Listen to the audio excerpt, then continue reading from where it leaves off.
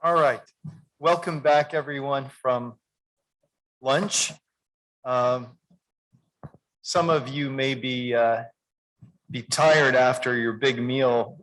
Some of us from the United States are starting to experience jet lag. So I will do my best to stay awake for you, and I hope you can stay awake as well.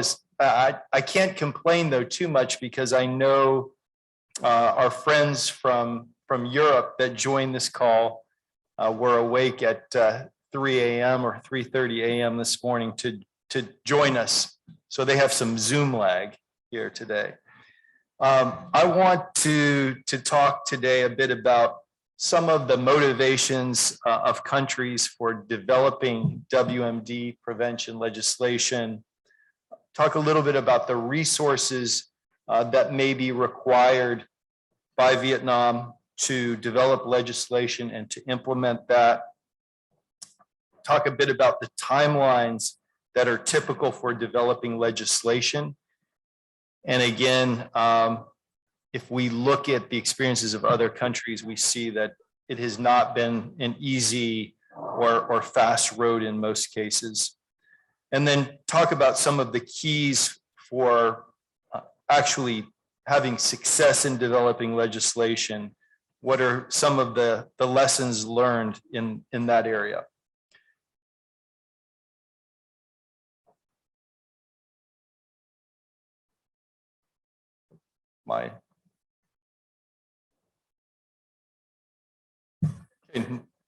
Maybe someone could advance the slides for me here. So, thank you. You can move it for me. Thank you. So in thinking about why states have developed WMD prevention legislation, obviously UN Security Council Resolution 1540 has been a very important driver or motivation for countries to take action in the area of strategic trade controls and other domestic efforts to address WMD proliferation. A second and sometimes less recognized motivation is that countries recognize now more than ever that they actually have industry that is manufacturing in dual-use items that can contribute to WMD proliferation. And I would say prior to the introduction of Resolution 1540 and specifically the AQ-CON network, there was a belief that really it's only the major economies of the world that need to have strategic trade controls. Countries would say, well, we don't have weapons of mass destruction. We don't manufacture weapons of mass destruction. Why do we need to do anything? And the response to that is that the dual-use items that go into weapons of mass destruction are increasingly manufactured in countries around the world, including this region, which is becoming much more of a major manufacturer and supplier of these dual-use items. So if we go back to 2001 or 2004 rather, almost no countries in the region had important WMD prevention legislation. But following the 9/11 attacks, and also following this AQ-CON network, there was recognition that the region has an important role to play in regulating and monitoring this trade, because what did AQ-CON do? AQ-CON, who was the father of Pakistan's nuclear weapons program, he would draw on companies within the region and in Europe as well, and acquire the components that were needed for a centrifuge enrichment program, bring them together in different locations and have them shipped to the ultimate destination, for example, Libya. And so as a result of that, the uncovering of the AQCon network and the fact that a number of companies in this region were implicated or involved in that network, countries like, oh my gosh, I had no idea that we had industry that was producing items that could be used for a centrifuge enrichment program. And then the third motivation, an important motivation, is to attract foreign direct investment and trade in high technology. So there's a growing understanding and realization that, look, if you want to attract major multinational companies that are going to be manufacturing dual-use items, you need to demonstrate that you can responsibly regulate trade in those items. Because if you don't, and your country develops a reputation as having a poor legal basis and having inadequate measures to control dual-use trade or WMD related trade, your reputation would suffer. The United States government and its partners and others may tell their industry to avoid doing trade through your country, with your country, or investing in your country. Next slide. Next slide. So I was talking a little bit about this recognition that companies can be in the region can be a source of dual-use trade, WMD related trade. In the case of Malaysia, there was a particular case that really served to motivate the government of Malaysia to develop strategic trade controls or controls on dual-use trade. So back in 2003, there was a company called SCOMI Precision Engineering.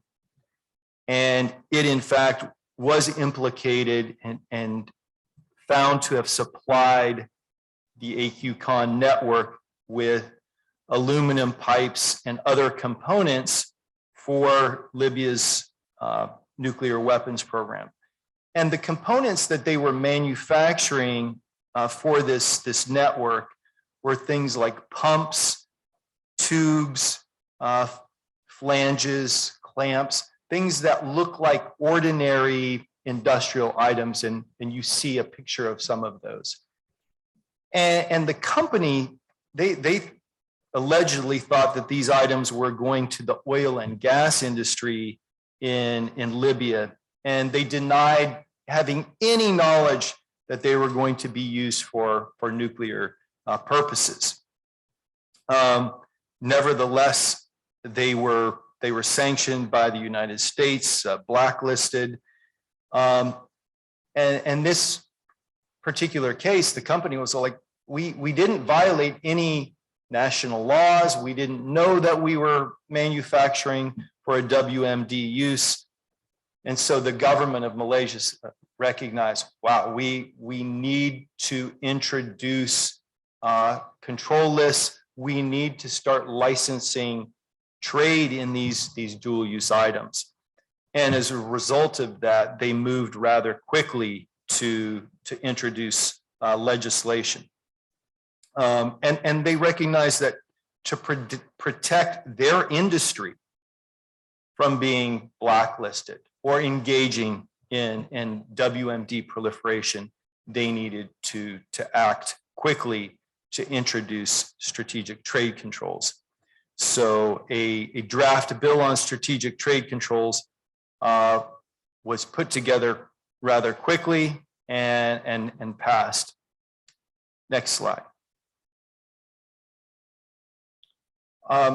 This here is a map, and I think I've shown this before. These are countries with dual use export controls or dual use trade controls.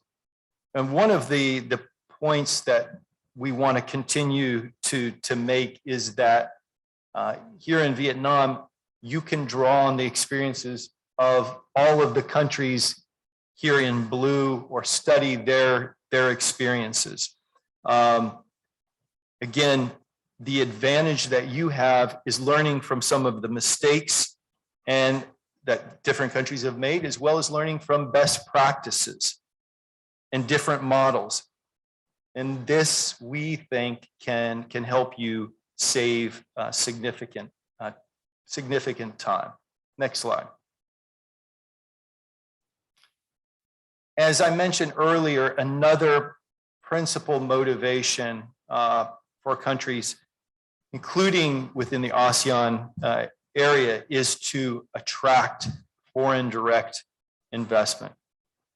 Most countries are very interested in attracting foreign investment. And to do that, as I mentioned earlier, it is important that the government create confidence that those technologies and exports from the country will be managed effectively and responsibly. And that is what a strategic trade control system can help you do. A strategic trade control system with a strong legal basis. It can reduce the risk that companies in this region or in Vietnam are contributing to WMD proliferation. And within the ASEAN region, you should know again that production and manufacturing in these areas is rapidly growing. And particular, the oil and gas industry, chemicals industry is growing in the ASEAN region, aerospace industry growing, nuclear energy sector and suppliers are growing, electronics industry, automobile manufacturing. These are all industries that are producing and trading in dual use items. So attention to, as industry in these sectors grow in the region, the region increasingly becomes an area of high risk from the perspective of WMD proliferation. It means that non-state actors and state actors that are seeking weapons of mass destruction are more likely to seek those items here in this region, especially in countries that might lack legislation to regulate trade in these dual use items. And again, materials required for automotive production, things like carbon fiber, high strength steel, these are also dual use commodities that are particularly useful for WMD programs. Next slide. I'll talk a little bit about resources and WMD prevention. Obviously, you're going to need to ensure that you have adequate personnel in place to both develop and to implement WMD prevention legislation.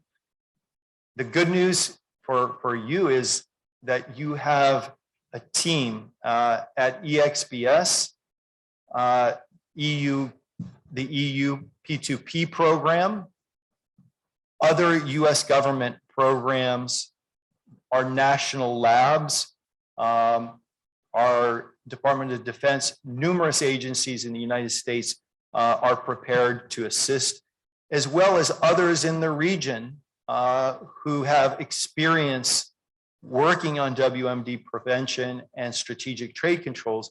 They are going to be more than happy to assist in training personnel to quickly implement your strategic trade controls and other WMD prevention efforts.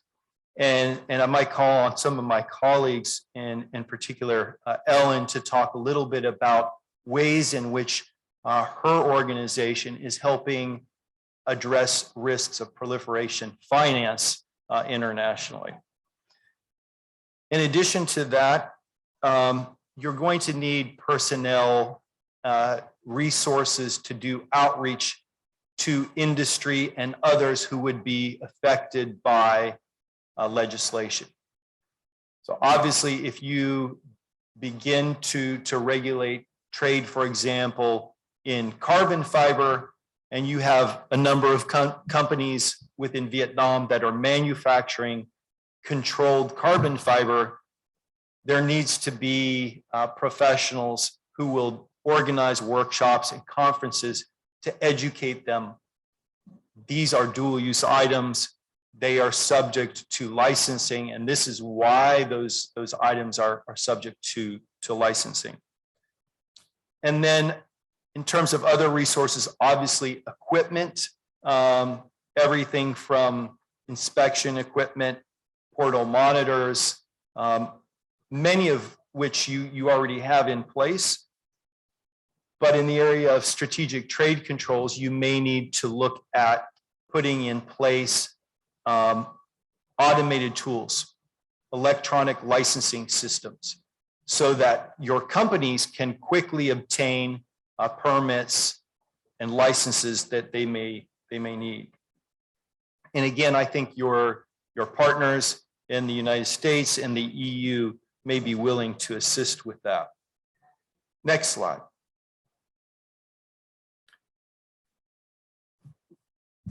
Again, before this workshop, I wanted to kind of benchmark and find out what agencies are most commonly involved in WMD prevention and strategic trade controls. And I did a survey of about 20 countries, and these are the 10 agencies that are most commonly engaged in WMD prevention activities. Include first ministries of industry and trade, and we have representation here. Ministries of foreign affairs, because they are critical in keeping everyone else informed about new international obligations and treaties. They are also staying informed on UN Security Council resolutions that require Vietnam to take certain actions in the area of WMD prevention. Ministries of defense in many countries play an important role in coordinating action on WMD prevention and responding. Customs, as we know, has primarily an enforcement role, but in the case of some countries like Singapore, customs is actually involved in issuing licenses for dual-use trade. Ministries of Interior and the Border Police have an important role to play in many countries in investigating violations of laws, both strategic trade control laws and other prohibitions on WMD activities. Ministries of justice need to be involved because you want to make sure that your prosecutors understand why these laws exist and have the skills, the knowledge necessary to effectively prosecute an individual that might engage in illicit or criminal activities surrounding WMD. Ministries of Science and Technology often play a critical role in analyzing dual-use samples, identifying dual-use items that are being traded. Intelligence agencies, they almost always have a critical role to play in assessing risks, knowing, gathering information on foreign end users. If there is a company in Vietnam that is a major manufacturer of carbon fiber and that carbon fiber is controlled, who is it that will do a risk assessment on the end user? Can we trust that end user, for example? In Latin America or in Africa? How do we know that it's not going to a non-state actor? Where are these chemicals being shipped? They're Schedule 3 chemicals. Are they going to a company that is trustworthy? How confident are we that it's going to be used for a peaceful purpose? Again, intelligence agencies in many cases are best equipped to assess risks, sometimes of domestic companies, but also risk of foreign end users. And then obviously ministries we have represented today here from Vina Chemia, from Verans, they have specific expertise in their respective commodities. And then finally, agencies that deal with finance and regulating financial institutions play an important role in regulating and addressing proliferation and terrorism financing. Next slide. I'm going to hold off on talking about licensing agencies because tomorrow Jay is going to introduce more comprehensively how different governments approach licensing from an interagency process. And in almost all countries, there is an interagency process for issuing permits or licenses for trade in these dual use items. All I want to point out here is in surveying other countries, the lead agency for issuing licenses is diffuse. That is, in other words, there's no one right answer to this. In some countries, it's the Ministry of Foreign Affairs that issues permits and licenses as a lead agency. Some countries, it's Ministry of Defense issuing permits and licenses for dual use items, obviously with input from other agencies. So it is across the board. Almost every agency that I mentioned earlier might be involved in the licensing process. Next slide. One of the common concerns of countries that I visited when we start talking about establishing a system to regulate dual use trade is it sounds like a lot of work that is going to require setting up a new agency. It's going to require a huge budget to hire hundreds of people. And again, before coming here, I did my best to kind of query and determine how many people are involved, at least on the strategic goods side, or strategic goods area in licensing this dual use trade, because this has been a concern for some. In Malaysia, 12 persons work in the Strategic Trade Secretariat. Shortly, we'll hear from someone from the Strategic Trade Management Office in the Philippines. They may have hired more, but I believe it's around 6 full-time persons working in their Strategic Trade Management Office.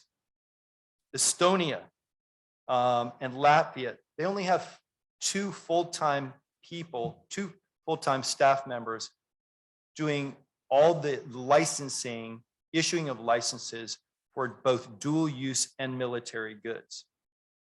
Those 2 people do interface with different agencies, referral agencies, and there may be 6 or 7 other agencies that have 1 or 2 part-time people working on licensing of dual use trade, but it's maybe 10% or 5% of their time. That is, they have other responsibilities, and regulation of dual use and military goods trade is a small percentage of their time. Mexico which has a relatively robust industry, has approximately 12 people that are working in different agencies on strategic goods trade. And perhaps my colleague from Europe, from Spain, might share with us how many people in Spain are working on these issues. But I think this is simply to show and to comfort you that you're not going to need to go to the National Assembly and ask for $5 million US to establish a new agency to handle dual use trade, at least. And we can talk about resources required for proliferation finance. But again, in a country the size of Vietnam, it won't be significant. And again, I'll ask Ellen to perhaps speak about some of the resources, personnel resources that might be required to address the proliferation finance aspect of WMD prevention. Next slide. Again, I've got some statistics on licensing because again, people are concerned, well, what if we adopt the EU dual use list, this larger control list of 1,800 items? You know, we're going to be overwhelmed. We're going to have thousands and thousands of licenses to process. We just can't do this. It's going to be too much work. So I was curious again before coming here, you know, how many licenses do various countries issue? Interestingly, some governments are quite transparent on the number of licenses they issue for export and import of dual use items, and others are not so transparent in this area. But Estonia, for example, last year only issued 34 licenses for dual use export, 97 licenses for military goods. Case of South Africa in 2019, 93 licenses for imports of WMD related items, 104 for exports of dual use items, and 5 manufacturing and service licenses. So again, we're not likely talking about tens of thousands or even thousands of licenses that would be processed in any given year, even if you adopted the gold standard EU list as your control list. Latvia, 126 dual use licenses. Netherlands, 800 export licenses. Ireland, 476 dual use individual licenses, and then 23 global dual use licenses. And even a large country like South Korea, I mean, and again, that country has a number of huge high technology companies such as Samsung that manufacture quite a bit by way of dual use goods. Their licensing agency issued approximately 4,000 licenses last year. Next slide. Legislative timelines. Again, yesterday, when we discussed the roadmap, your feedback was that the timeline was ambitious, and I have to be honest, it was fairly ambitious. Again, our hope was that with the lessons that you can draw from other countries and from all the support you can get from our team, EU team, perhaps we could move more quickly, and perhaps we can. But the Philippines, to get their Strategic Trade Management Act passed, that was roughly an 8-year timeline from start to finish. Singapore, about 5 years to do and to pass their Strategic Goods Act. Malaysia, 5 years to do their Strategic Trade Act. So in many cases, it is about a 5-year undertaking, definitely long-term. There are some examples of countries that have managed to draft, consider, review, revise, and pass legislation more quickly. Mexico would be an example of having done that, although theirs was not a law, but an interministerial agreement that was done within about 2 years. Next slide. This is a more detailed timeline on Malaysia's development of their Strategic Trade Act. And as we'll hear shortly, the interesting thing about Malaysia was that the act was a bit stalled until the Prime Minister became involved. And once he was involved and there was high level interest and support for the legislation, things moved very, very quickly. So the lesson learned in all of this, as I'll discuss, is if you have a national champion, especially someone at a high level, supporting your efforts to develop WMD prevention legislation or strategic trade control legislation, things will move a lot faster. It's almost an essential element to developing WMD legislation. Next slide.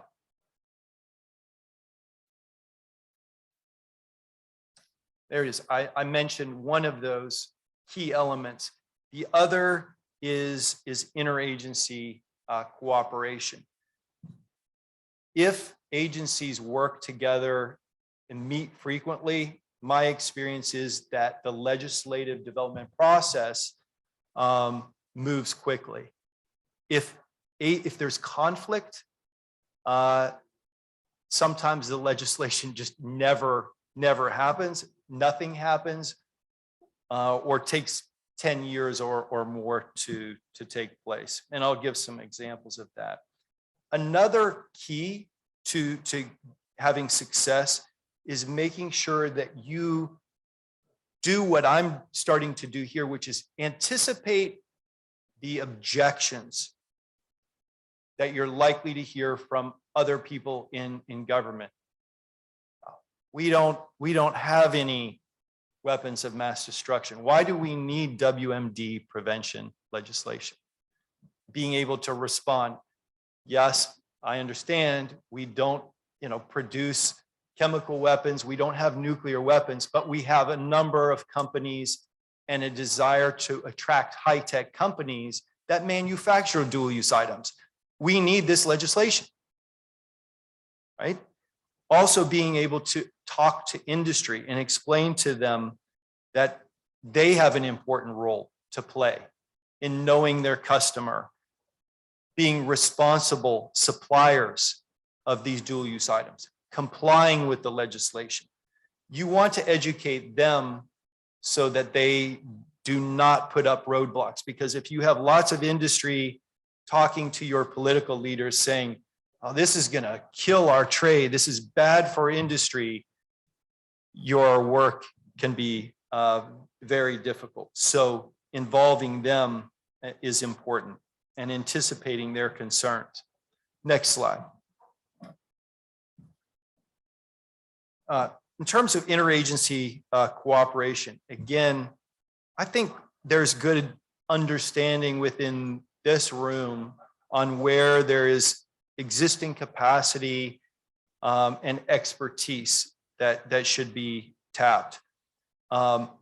One thing to be sensitive to obviously for the Ministry of National Defense, which is the focal point, is being sensitive to the desire of other agencies in Vietnam to protect their interests. Because my experience has been that no agency wants to lose authorities. They don't want to lose people. They might want to grow, but they certainly don't want to lose staff or lose authorities. So they will sometimes create roadblocks. And this was my experience in working in Chile for a number of years. There was conflict between the Ministry of Defense and the Ministry of Foreign Affairs. And the Ministry of Defense felt that the legislation that was being proposed by the Ministry of Foreign Affairs would limit their authorities. And it was not their intent. The intent was simply of the Ministry of Foreign Affairs was to ensure that they were complying with all of their international obligations, but that the Ministry of Defense practices were also considering the risks of proliferation and considering the interests of other agencies. So eventually that interagency conflict was resolved, and the draft strategic trade control law then moved quickly to Congress, where it's at right now. But for 4 years, the legislation was stalled because two agencies were fighting and could not agree on who should be in the lead or whether the Ministry of Foreign Affairs should be involved at all. And I believe the case of Philippines, there were also concerns from the agency that was responsible for regulating explosives and military goods trade, that they were not involved in the legislative process early on. So ensuring that the working group that you established to do WMD prevention has all of the agencies that have equities or interests or connection to WMD proliferation, that they're involved in and consulted in the process, can save time later. Because at least in most of the systems where we've worked, it's really hard to move things forward if you have even one agency that is trying to block something. Next slide. I mentioned political will and leadership. There are two examples that come to mind on the benefits of getting high-level political support for WMD prevention or strategic trade control legislation.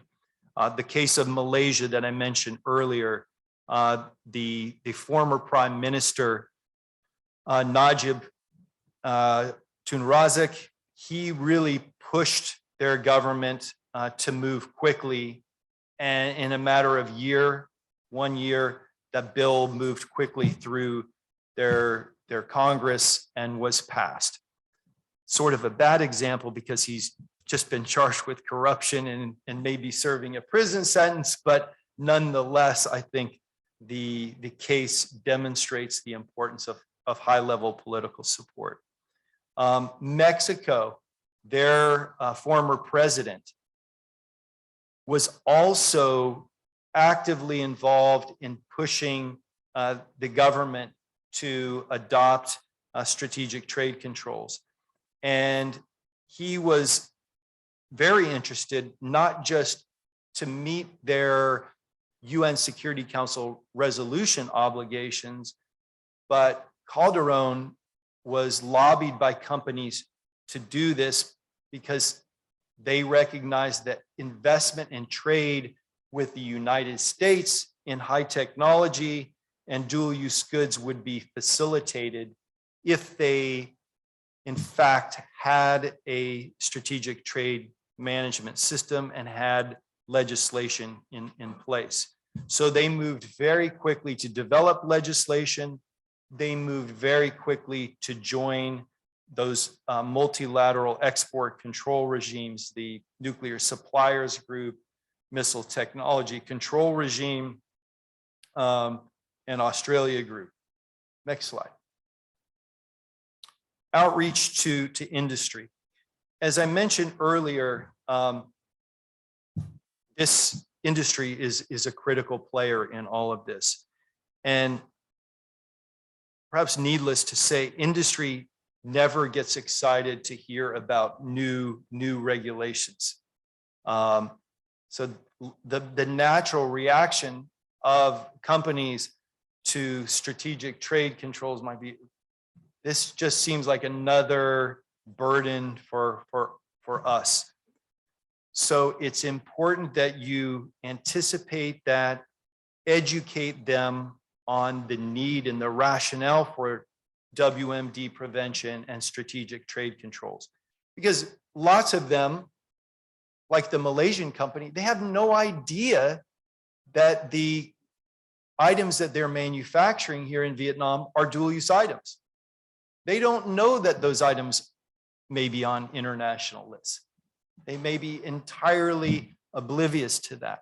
So working to identify those companies and then educating, we need to introduce these new controls. This is important because the items you're manufacturing are dual use items. Most governments in the region, Philippines, Malaysia, Singapore, Japan, South Korea, they regulate trade in these items. And then also bringing in foreign companies that do business in Vietnam, they can be an important ally in helping to educate your industry on how they approach compliance with strategic trade controls, why they comply, how they comply with strategic trade controls and sanctions.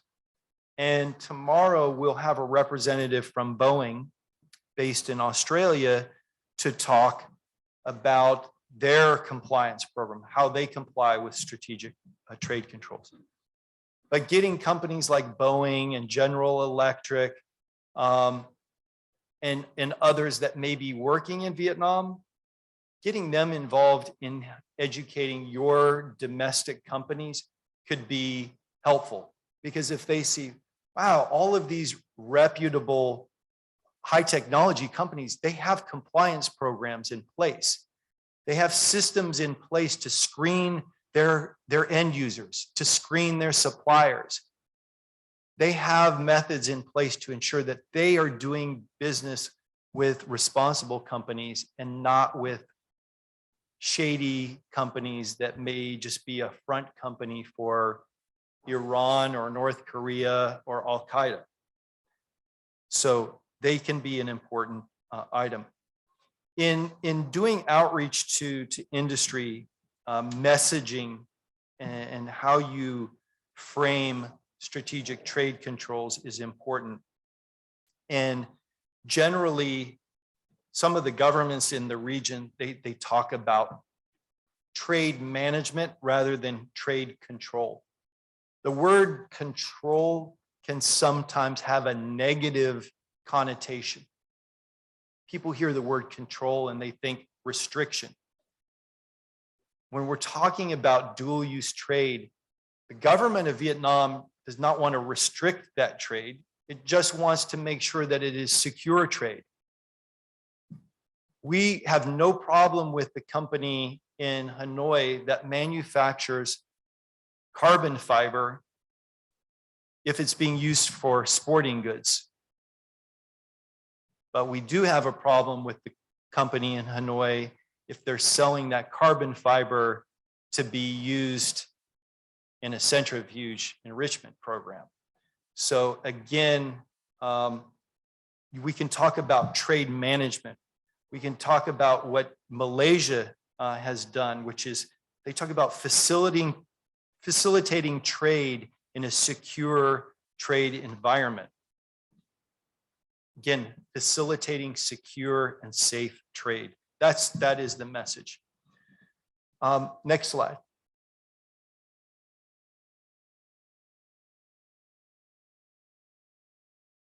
Next slide. Again, key considerations to gaining industry cooperation. I already mentioned hearing from foreign companies that have established compliance programs. those companies can explain that compliance can be a competitive advantage. You know, you want to be able to do business with other reputable companies.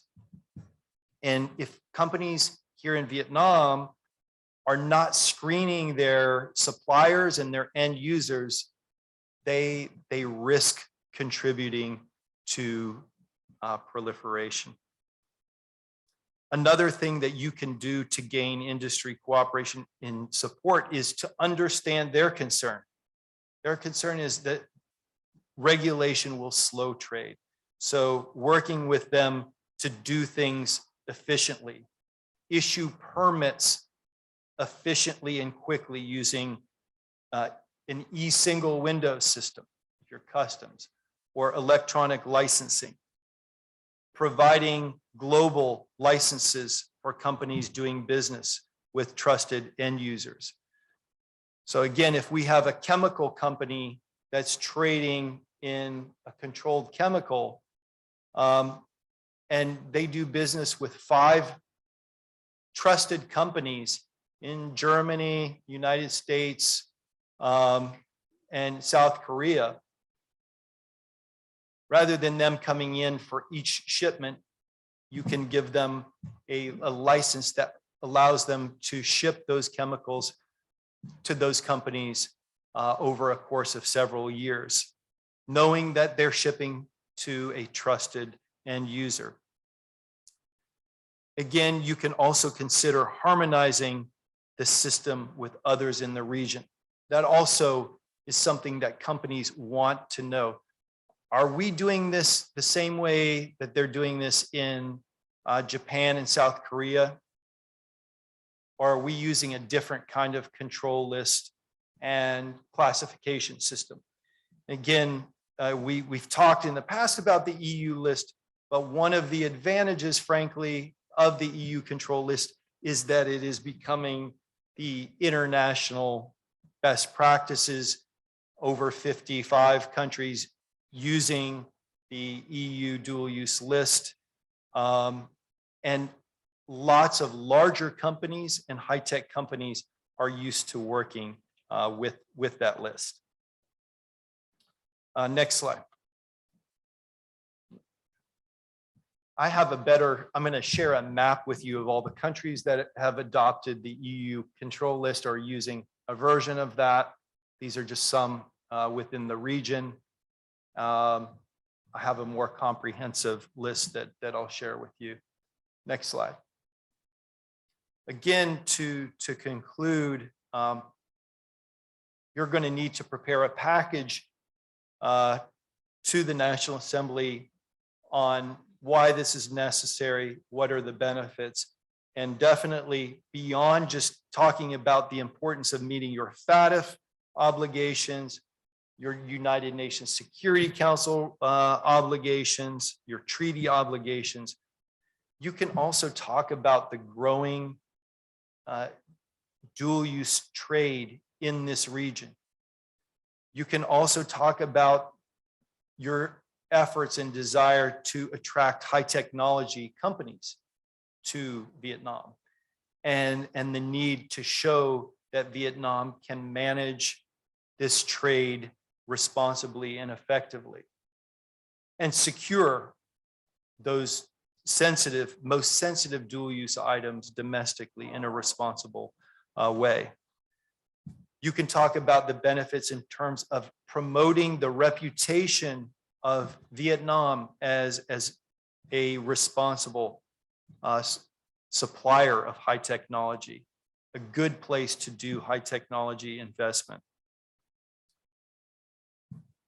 That is all I had, but I did want to give my colleague Ellen a chance to speak to the proliferation finance resources and questions that I raised earlier, and then take any questions that you may have.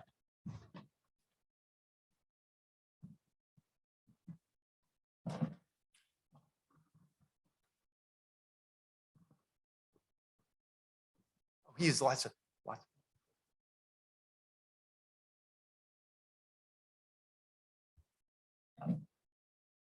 So, hi again, for those of you that I haven't met. My name is Ellen Wincoop, and I work for Pacific Northwest National Laboratory. I also do export control work through the Department of Energy's International Non-Proliferation and Export Control Program. A lot of what I do focuses on proliferation finance, which is growing as a topic and has definitely become more interesting to the international community over the past 10 years or so. So I just wanted to reiterate what Mike was saying in that proliferation finance is new to legislation, it's new to international implementation. So you might need to rely on existing resources that you have in country for your anti-money laundering programs and for your counter-terrorist finance programs while you're looking at building up this proliferation or counter-proliferation finance ability. And I think Vietnam, based on the presentation today, you really are advanced in this area and you are moving forward a lot faster than I'm seeing other countries. But don't forget that your resources that you have on staff now, your ministries that you're already involving, they have a good understanding of these illicit finance crimes.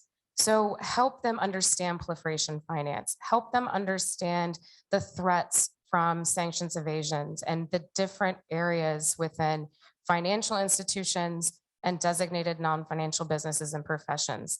So they can start to incorporate proliferation finance checks in what they're already doing for your money laundering laws. I don't want to belabor the point, but I think what Mike said was spot on. It's different for every country. With proliferation finance, it's just new for all of us. So we're all trying to learn together, but I do think that you're in a really good spot. So I'll hand the floor back. Thank you very much.